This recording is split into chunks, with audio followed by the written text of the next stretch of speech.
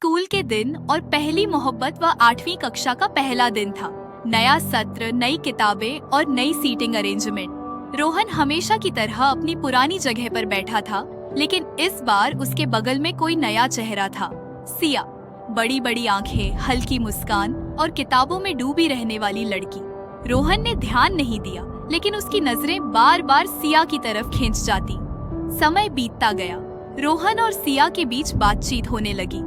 पहले किताबों के बहाने, फिर होमवर्क के बहाने और फिर बिना किसी बहाने के। स्कूल की घंटियों के बीच उनकी दोस्ती गहरी होती गई। लंच ब्रेक में साथ बैठना, ग्रुप प्रोजेक्ट्स में एक दूसरे की मदद करना और स्कूल की लाइब्रेरी में साथ पढ़ना, ये सब उनकी दिनचर्या का हिस्सा बन गया। लेकिन रोहन के लिए यह सिर्फ दोस्ती नहीं थी। उसे सिया की मुस्कान अच्छी लगने लगी थी।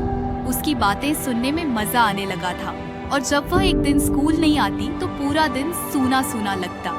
एक दिन वैलेंटाइन वीक के दौरान रोहन ने हिम्मत जुटाई और सिया को एक छोटी सी चिट पकड़ाई।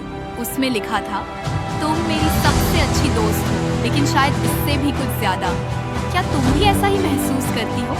सिया ने वह चिट पढ़ी और हल्की मुस्कान के साथ रोहन की तरफ देखा। उस दिन कुछ नहीं बोली, लेकिन अगले दिन उसने भी रोहन को एक चिट पकड़ाई।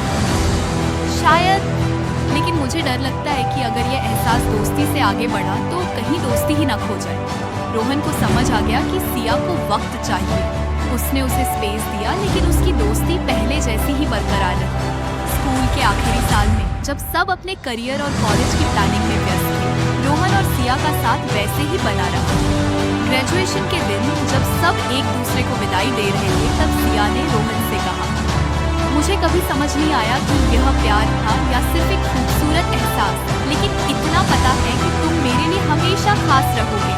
रोहन मुस्कुराया और बोला, कभी कभी कुछ रिश्तों को नाम देने की जरूरत नहीं होती, बस उन्हें संजोकर रखना ही काफी होता है।